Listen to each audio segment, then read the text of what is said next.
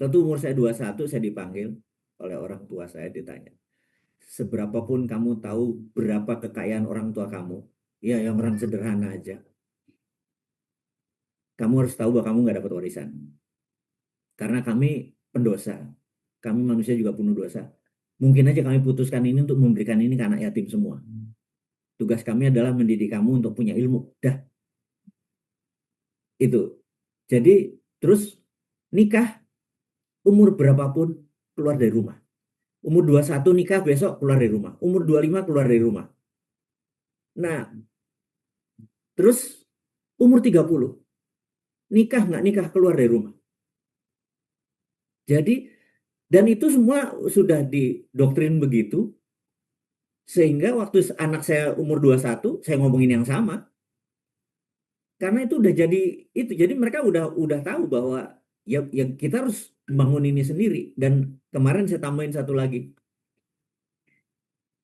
Kamu nggak usah jadi pikiran bahwa orang tua kalau udah tua renta kamu rawat.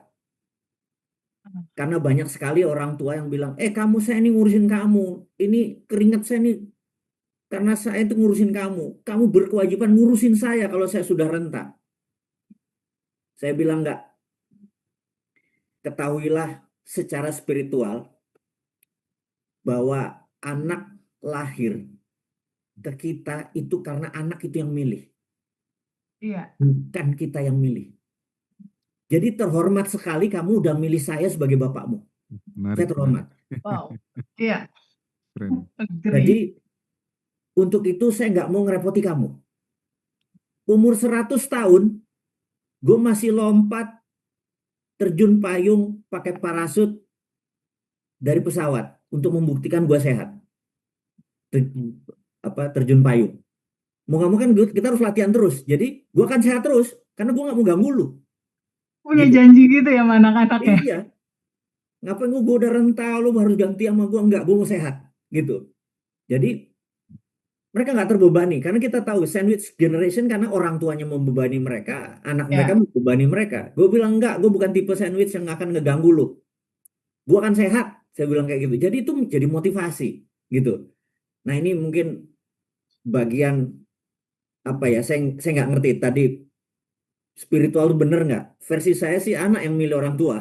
Jadi jangan pernah bilang kan saya nggak milih lahir di dirimu. You are wrong.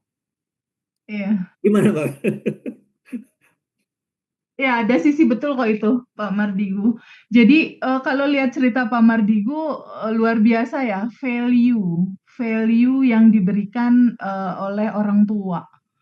Justru nggak banyak, orang tua yang mengutamakan nilai value apa yang mau kita warisin ke anak-anak kita. Value tentang kemandirian, value tentang, tidak bergantung sama orang, value tentang diri dia nggak akan ngerepotin orang gitu. Itu value-value yang betul-betul harus dibangun sedini mungkin gitu. Jadi cerita-cerita Pak Mardigu ini buat aku jadi catatan tersendiri karena tidak bisa dipungkiri bahwa Pak Mardigu ini lebih dulu lahir daripada aku dan Hendra.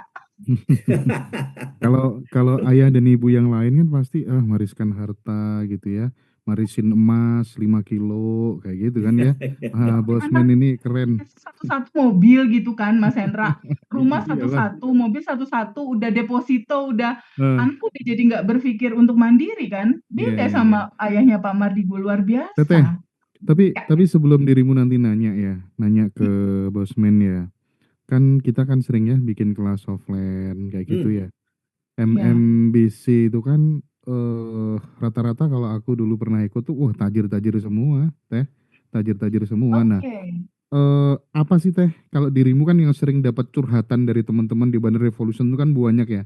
Manfaatnya ketika kita sering ketemu secara vibrasi kayak gitu tuh gimana untuk pertumbuhan spiritual dan finansial teman-teman gitu. Supaya nanti teman-teman yang mau join MMBC di Jogja tanggal 27 Agustus itu, nanti Bosman kemarin kan waktu di bootcamp udah janji, nanti akan saya akan saya install software kemakmuranmu dengan alat yang tidak murah gitu kan. Nah, sedikit spill tentang itu Teh, nanti biar Bosman juga info ke teman-teman. Jadi juga anak-anak alumni Bandan Revolution banyak yang ikut jadi keluarga besar MMBC juga nih, Pak Mardigu. Ya, Hmm. ya. Jadi memang seperti yang tadi udah dibahas dari awal ya, bahwa gambaran perjalanan hidup kita tentang sekolah yang formal itu di masa depan pelan-pelan itu akan bergeser dengan skill, akan bergeser dengan sisi kesadaran dia, mindset dia gitu.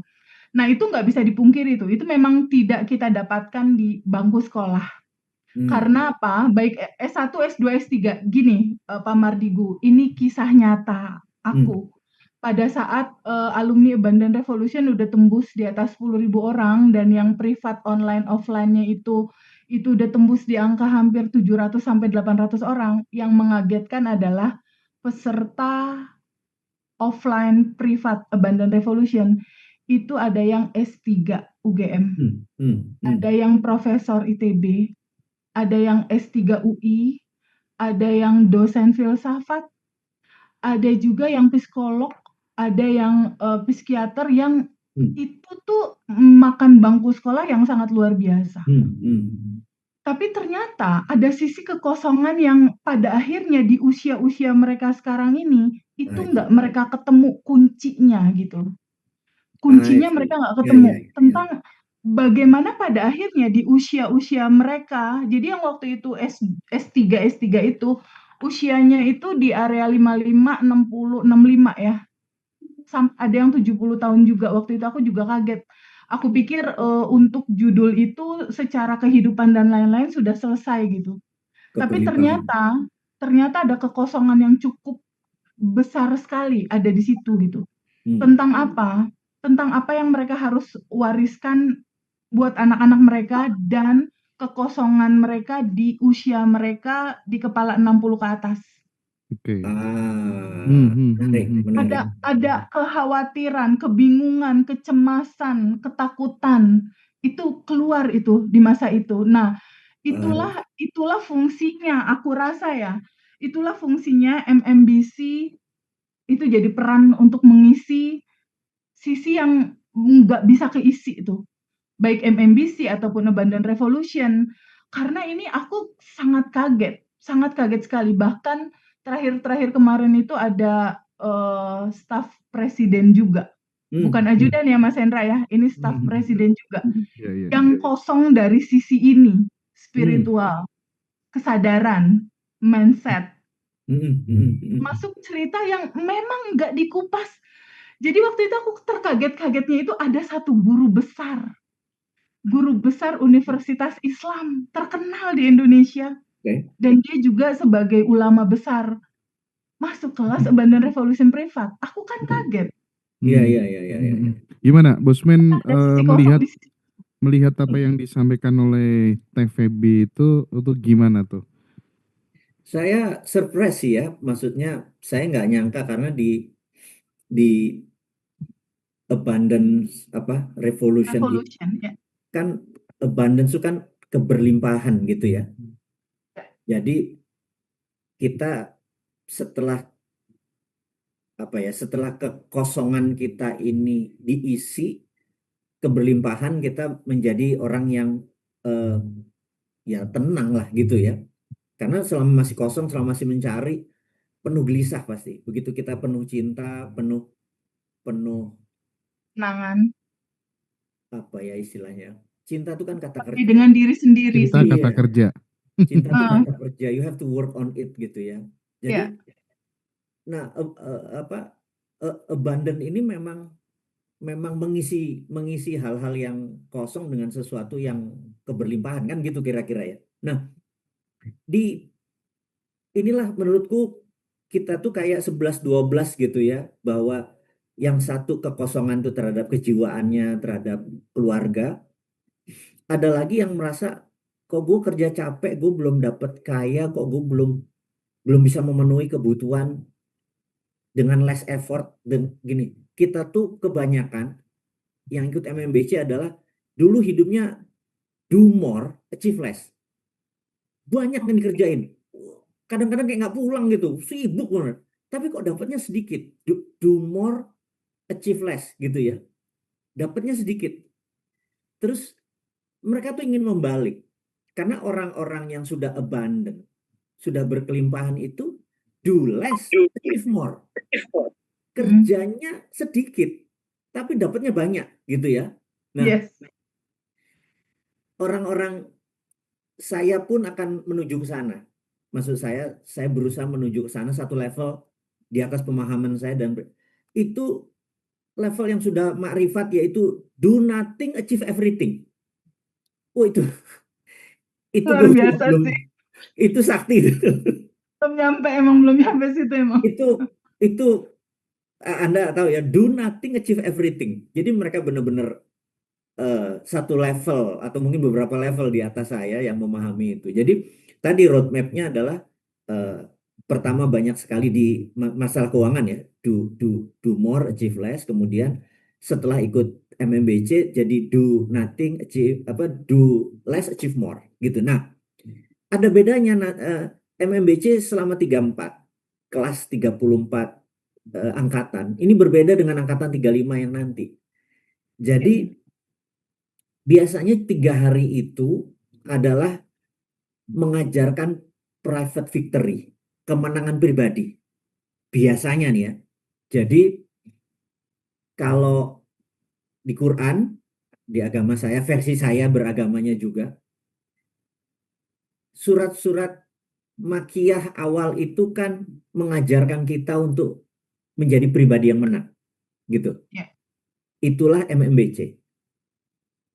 Terus kita mengadakan namanya Millionaire Race. Tadi Millionaire Mindset, kemudian ada Millionaire Race. Millionaire Race adalah menang bersama. Jadi kalau MMBC itu adalah menang pribadi atau pribadi menang, Millionaire Race adalah menang bersama. Jadi nanti selama 3 hari itu adalah kita kompres supaya teman-teman menjadi pribadi yang menang. Kemudian pribadi menang ini kalau berkumpul, itu menjadi public victory, menjadi menang bersama. Bahwa kaya itu, yang lumintu, yang konsisten, yang seterusnya, adalah kaya dengan sistem. Kaya dengan sistem itu pasti bermitra. Nah, yang jadi masalah, mitra, pasangan hidup, apapun itu namanya, yang cocok itu yang karakternya berlawanan. Ini yang jadi seorang suami dan istri itu kalau karakternya sama-sama suka kerja, yang nggak ada yang ngurus keluarga, sama-sama suka di rumah, nggak suka kemana-mana, ya bisnisnya biasa-biasa aja gitu ya. Mereka tuh harus saling melengkapi. Nah, di kemenangan bersama itu kita akan dibuat kelompok. Ini tujuan kemenangan bersama itu. Tujuannya begini. Saya ini adalah orangnya global, unstructured saya ini. Partner saya namanya Mbak Putri. Itu orangnya detail dan structure. Kebayang nggak? Ya, saya orangnya unstructured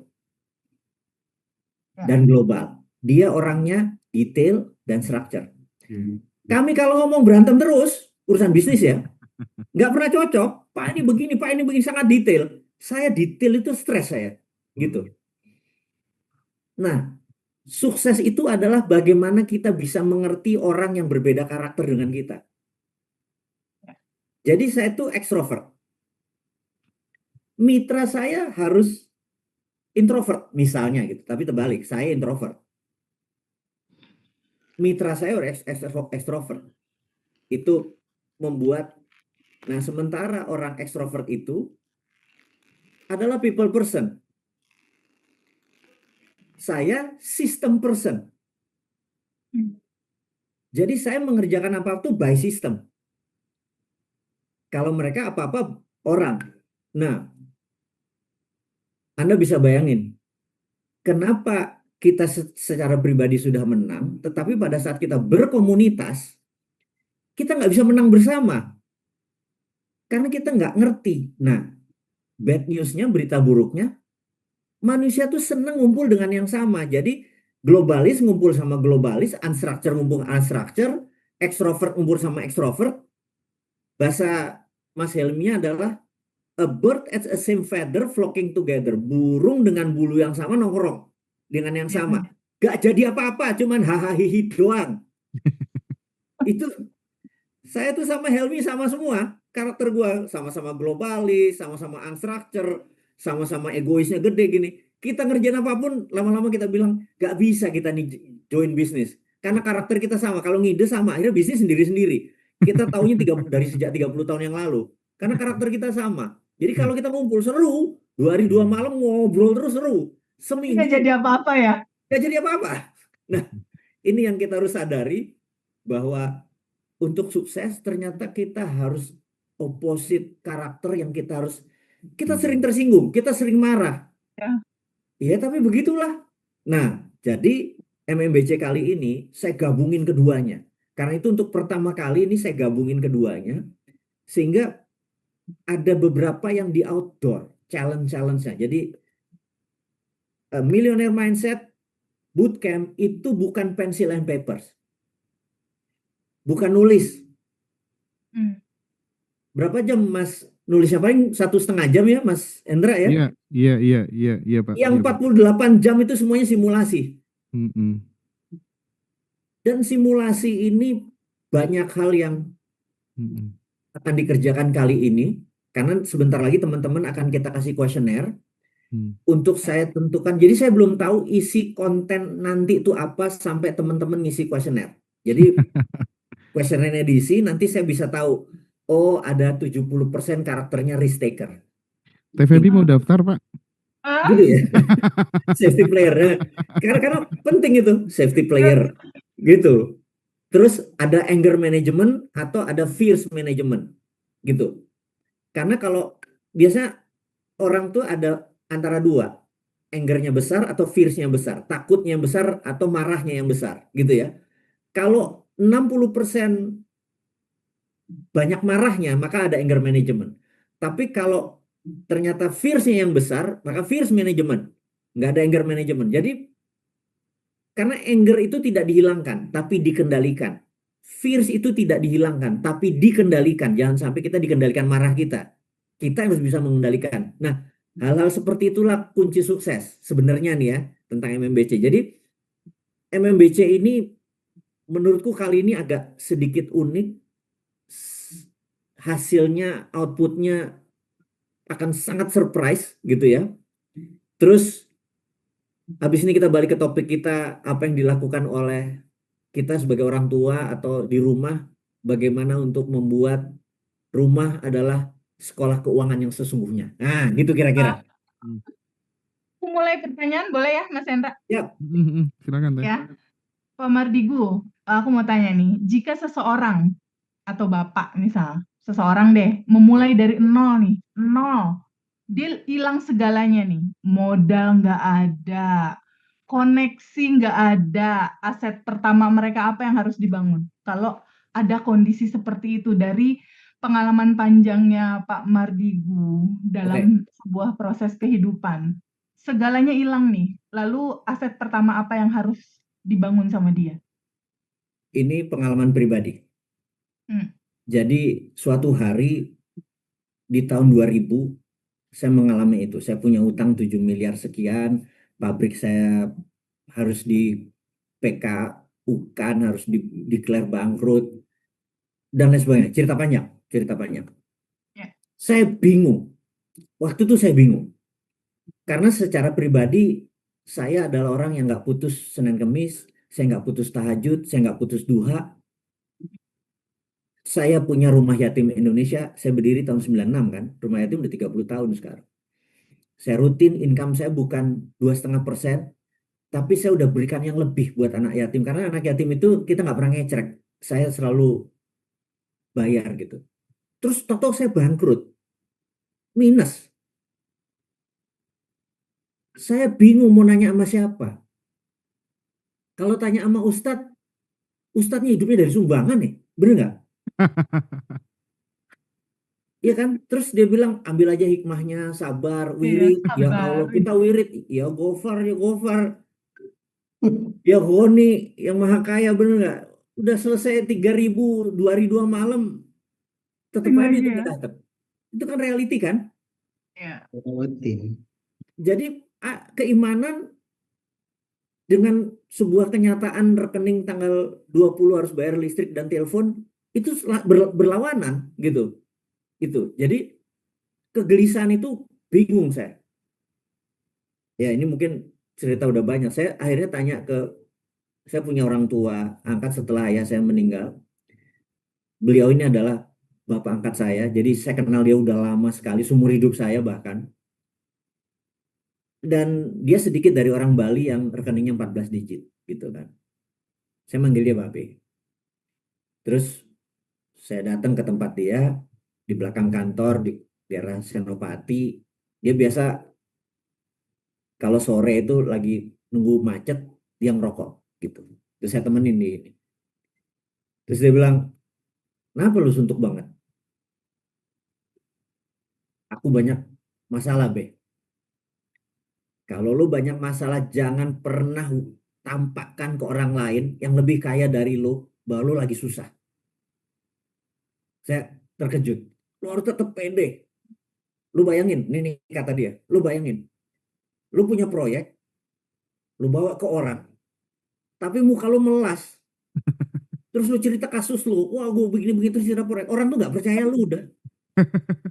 Lu tuh harus kaya di penampilan lu. Bukan berarti harus mewah, Iya. pede gitu.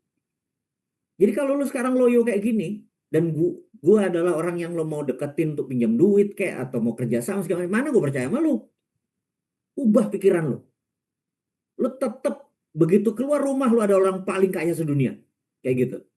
Lu paling happy sedunia. Jadi self talknya tuh harus dibenerin. Lu orang kaya kok, kata dia gitu. Iya. Waktu dia ngomong gitu saya oke, oke. Nggak mudah mempraktekannya. Keren ya, obrolan yang saldonya 14 digit. Iya. Terus saya bilang, jadi gini Be, saya bilang gitu. Bagaimana caranya gue bisa kaya seperti lo? Hmm. Dia cuman rokoknya Samsu, dia narik, diem aja gitu. Saya pikir kok nggak jawab, saya bilang, Be, gimana caranya aku ini bisa kaya atau lebih kaya dari Babe? Dia cuma nengok dan ngerokok lagi. Gitu ya terus. Dia bilang, Be, denger gak sih gue ngomong apa? Denger kata dia gitu. Gimana gue bisa kaya?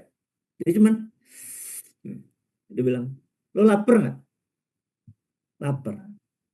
Seberapa lapar? Lapar banget. Kalau lo lapar banget, lo nggak butuh gue. Jadi how hungry you are itu menentukan gerakanmu.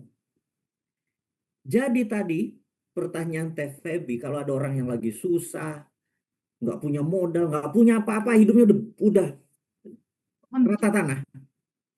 Rata tanah. Maka yang kita tanya adalah seberapa lapar lo untuk merubah diri lo. Nice. Kalau lo lapar, lo udah nggak butuh siapapun, nggak butuh nasihat, lo gerak sendiri.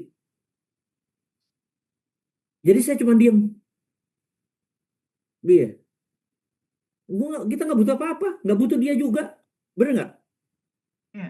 Terus sambil dia ngerokok terakhir, gini deh, gue tambahin bonus. Kalau lo nggak ngerubah mindset lo pasti suatu hari akan gini lagi dan balik ke nol lagi. Intinya gini deh, kalau jalan hidup lo sekarang membuat lo dapat income 5 juta, maka lo akan 5 juta, 5 juta, 5 juta, 5 juta, ya terus saya 5 juta. Lo nggak akan pernah bisa jadi 100 juta kalau lo nggak ubah pikiran lo. Dan cara merubah pikiran lo yang dari 5 juta ke 100 juta, bakar tuh kapal. Yang 5 juta tuh bakar aja. Harus mulai dari nol. Nggak bisa lo mulai dari 5 juta terus ngadepin 100 juta. Bakar tuh kapal. Jadi kita kan kadang-kadang ini dipegangin tapi nggak mau megang yang baru. Ya udah 5 juta terus. Terus ya udah itu adalah membuat saya jadi terpikir saya nggak perlu orang lain, tapi saya bilang saya mau sekolah di mana, saya belajar di mana. Ya itulah akhirnya saya lagi suatu sore ada tetangga saya ngebuang ngebuang Edgar. brosur di tempat sampah nggak kena, kenanya kaki saya buka Millionaire Mindset Bootcamp Sydney Australia 39 juta. Oke. Ya udah, Tuhan tuh punya cara komunikasi yang nyentrik aja gitu. Benar caranya ya. Gini ya Bayar dan gitu. tetap. Ini kayak teman-teman yang sekarang nih ada berapa yang hadir. Oh gini ya, kok bayarnya mahal ya, bener nggak? Tapi, nah ini gue mau cerita sedikit, ada yang menarik nih. Suatu hari saya di Dubai, ya lupa, 2 tahun yang lalu atau 3 tahun yang lalu. Di Dubai itu ada satu kafe, kopinya, tebak harganya berapa? How much? 500 US dollar. Kopinya. Ya. Saya bilang nih restoran apa, coffee shop apa kopinya 500 dolar. Masuk dong saya bilang udahlah, throw the dice deh, gue lempar dadu dah. 500 dolar kopi kayak apa ya? Bener, saya duduk, saya masuk, ngantri, penuh. Saya bilang, ini restoran kafe apa gitu ya. Singkat cerita, saya duduk, di sebelah saya ada orang yang saya ajak ngobrol dan lain sebagainya. Terus dia bilang, lo ngapain di sini? Saya bilang, gue cuma kurius aja, 500 dolar kopi itu kayak apa? Terus dia bilang, sama aja dengan kopi 2 dolar di seberang sana katanya. Ah. Terus saya cuma kurius, kalau kamu, saya bilang gitu. Oh, gue di sini cuma networking. Karena gue udah di sini the past 2 years, gue ada bisnis, satu gue invest, yang satu gue diinvest. Singkat cerita, di situ adalah tempat. Jadi gini, kalau lo bayar workshop yang 300.000, lo akan ketemu dengan yang 300.000. Lo ikut yang 15 juta, lo akan ketemu yang 15 juta. Jadi sejak saat itu saya jadi terinspirasi. Seperti tadi Mas Hendra bilang, kenapa alumni MMBC, peserta MMBC yang 300 orang itu rekeningnya pada gede-gede? Karena di sana mereka satu networking, dua mereka memang mau invest. Jadi bukan memang lagi mau nyari network. Dan teman-teman ketahui aja, saya hanya bermitra dengan alumni MMBC. Per hari ini udah berapa belas saya bermitra. Ada 2 yang omsetnya sudah di atas 500 miliar. Gitu per tahun ya omsetnya. Dan kenapa? Karena kita bareng-bareng terus. Nah, itulah kira-kira apa ya manfaat MMBC kira-kira. Insyaallah. Nah, mudah-mudahan Pak menjawab tadi Mardigu. yang orang yang nggak punya apa-apa tadi. Jadi keren banget ya tadi apa yang ditularin sama orang tua angkatnya Pak Mardigu yang Bali ya. Dia Ya. menceritakan tentang mindset bakar kapal lama. Artinya kan bakar identitas lama kamu, mindset lama kamu bakar Betul, gitu kan. setuju. Nah, itu saya Geser baru ngeh sekarang tuh. kesadaran. Oke, itu yang dibakar sebenarnya. Iya, Iya, Ya, benar juga. kapal lama untuk kamu melewati samudra kehidupan, mindset lamanya rubah, identitas lama rubah, Ya. ganti geser kesadaranmu dengan yang baru gitu. Jadi Pak Mardigu, kalau misalnya bisa disimpulin dari cerita yang tadi, kan akhirnya yang merubah betul-betul secara teknis itu adalah Millionaire Mindset Sydney gitu Di ya. sini, Australia. Kan Benar, di Sydney bener-bener merubah mindset kan yang tadinya benar. dapat duit dari mana? Dapat duit dari kerja, terus Benar, dengar ceritanya juga itu sampai akhirnya betul, itu berubah banget mindsetnya. betul. Jadi sebetulnya milioner mindset yang di Singapura, yang Australia. di Sydney, inilah yang disadur jadi acara nanti Agustus ya, Millionaire Oh, Mindset Bootcamp. enggak Apakah juga. seperti itu? Enggak juga. Jadi saya melihat ada beberapa, saya pecah itu beberapa karena saya ini kan melihat ada kecocokan karena doktrin Barat nggak terlalu bisa ditelan dengan semua doktrin Timur, gitu ya. Iya. Jadi hal-hal yang berbau-bau istilahnya terlalu Western, saya hilangkan. Jadi Oke. saya tambahkan beberapa perjalanan saya, misalnya saya ke Kerala, India, saya mendapatkan satu sesi ini nih untuk gibrishing gitu ya. Di sini saya mendapatkan ini, saya masukkan gitu. Tapi yang jelas setelah itu semua ada, ini 90% adalah ilmu baru. 90%. Benar-benar ilmu baru, 90% ini ilmu baru. Ini benar-benar ciptaan saya pribadi ditambah sahabat saya Mas Kirdi. Oke. Ini sudah terbukti dari 11.000 alumni MMBC. Itu yang namanya trainer, motivator, pelatih atau apapun yang ikut, mereka coba niru workshop ini. Semuanya bilang, Bosman, kok gua gak bisa ya? Gak Nih, bisa. karena memang ada hal yang ya memang susah saya nerangin, tetapi yang saya ingin ajarkan adalah kaya itu mudah, semudah membalik tangan. Itu segini aja gitu ya. Namun kita harus dapat ahanya. Nah, sebelum kita dapat aha yang tadi, gitu tuh sulit untuk mempraktekkan, gitu. Begitu Anda dapat aha momennya, gitu toh, gitu ya. Saya yakin di ujungnya, mek ngono toh ya, emang gitu doang bisa ya. Itu tuh nanti yang keluar tuh. Karena kok simple ya, gitu kan. Tapi kita tahu menjalankannya penuh dengan challenge. Karena saya waktu menyadari itu, masa sih kayak gitu doang? Belief doang ya? Belief itu suatu hal yang sangat-sangat sulit dipraktekkan. Karena kita sering meng-cancel belief system kita sendiri. Contoh meng-cancel gini. Ya Allah, saya pengen uang 1 miliar akhir bulan ini, Agustus ini, ya Allah, percaya gue. Terus, tapi kan gue cuman pegawai negeri. Tapi kan gue cuman ibu rumah tangga.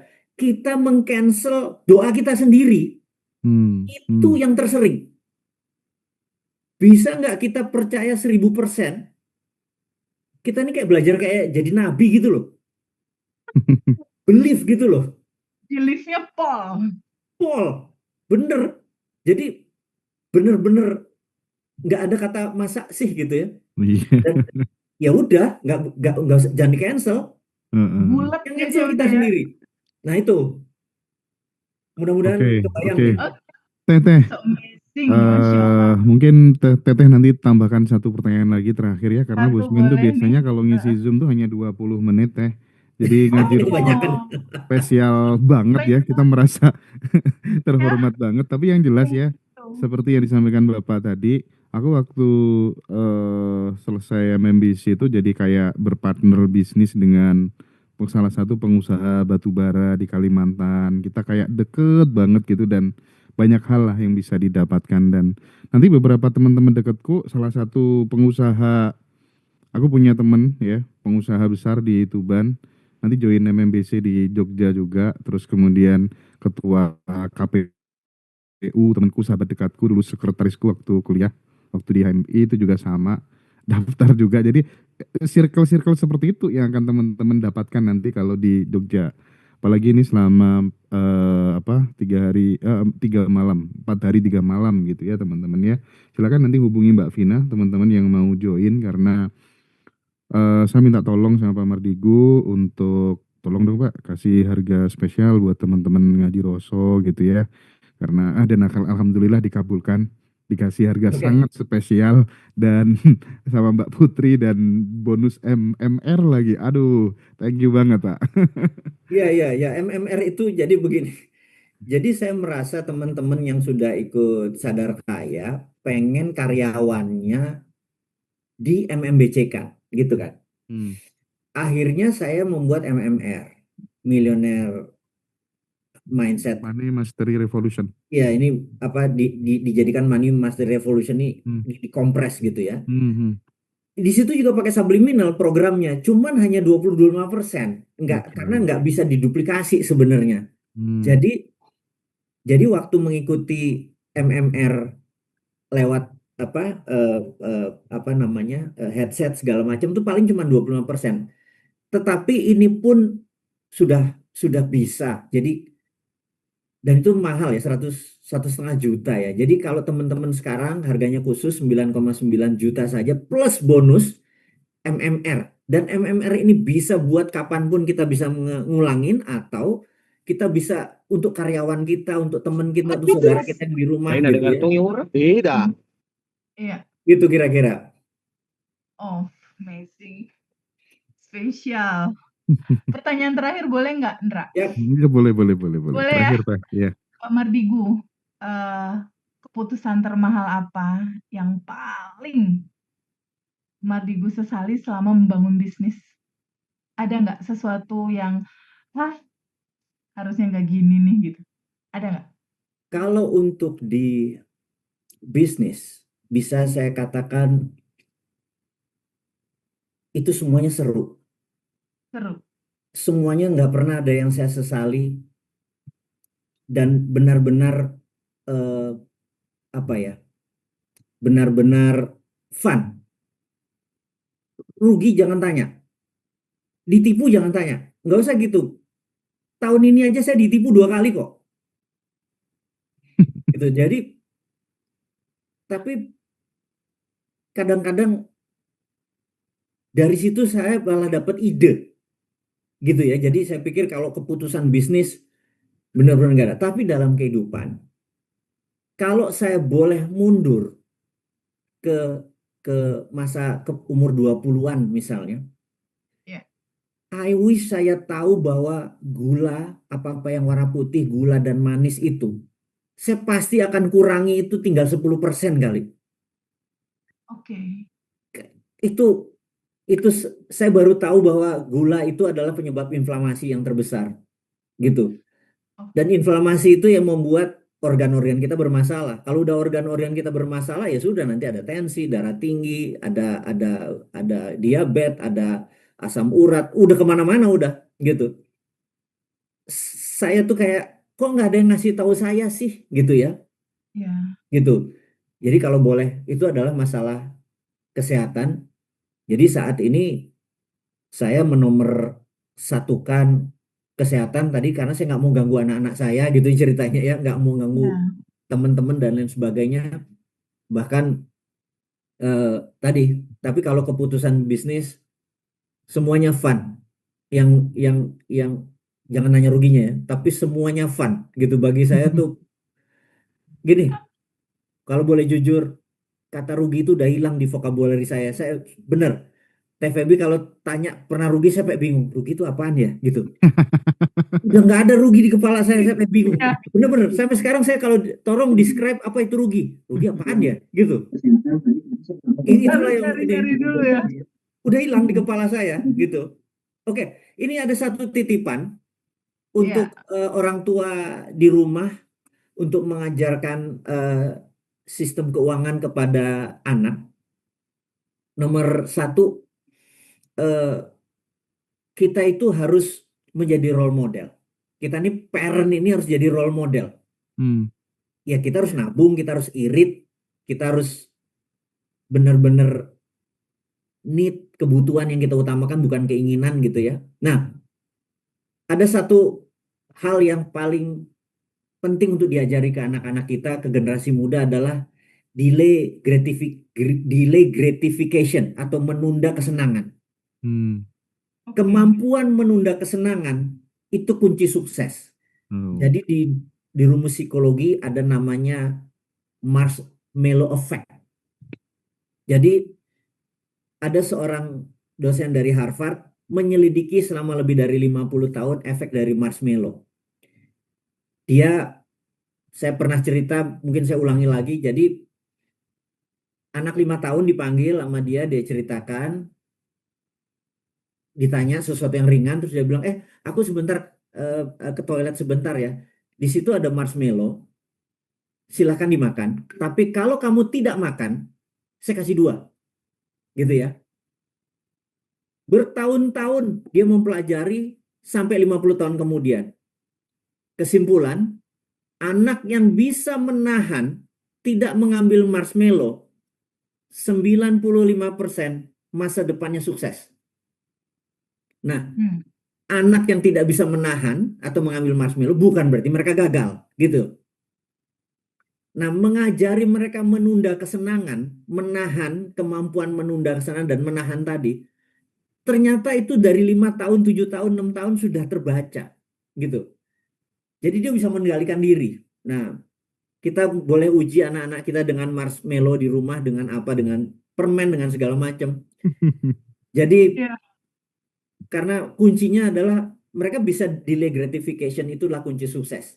Dan ini bisa harus diajari segera. Itu aja saya rasa Thank dari you. saya malam Terima Thank you ini. so kasih much. banyak Sama-sama. Bosman Mardigu buat Salam sehat buat teman-teman. semuanya. Mohon pamit. Iya. Yuk, thank you. Yo, Oke, assalamualaikum teman-teman. warahmatullahi wabarakatuh. Salam Terima kasih, Bosman. Bosman. Terus saya selalu. Ya, buat teman-teman silakan. Wah, keren ya Teh Masya ya. Allah.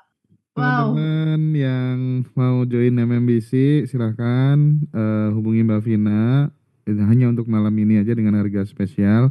Dan sekali lagi buat teman-teman Badan Revolution, kita ketemu nanti tanggal 26 September 26 September, betul. di Reuni Abandon Jakarta. Revolution, Tuh banyaknya komen, Jakarta. ikut MMBC nggak bakal nyesel katanya. Oh iya deh, bener-bener tuh Betul ya. banget ya. Ah, Wah, ah, sentra ah. alumninya. Thank you Teteh, terima kasih sudah membersamai saya ya. Terima kasih Yuk, banyak, sehat terus Teteh. Thank ya. you semuanya. Izin pamit. Ya, Assalamualaikum oke warahmatullahi Teh. wabarakatuh, Bang. Waalaikumsalam warahmatullahi wabarakatuh. Waalaikumsalam warahmatullahi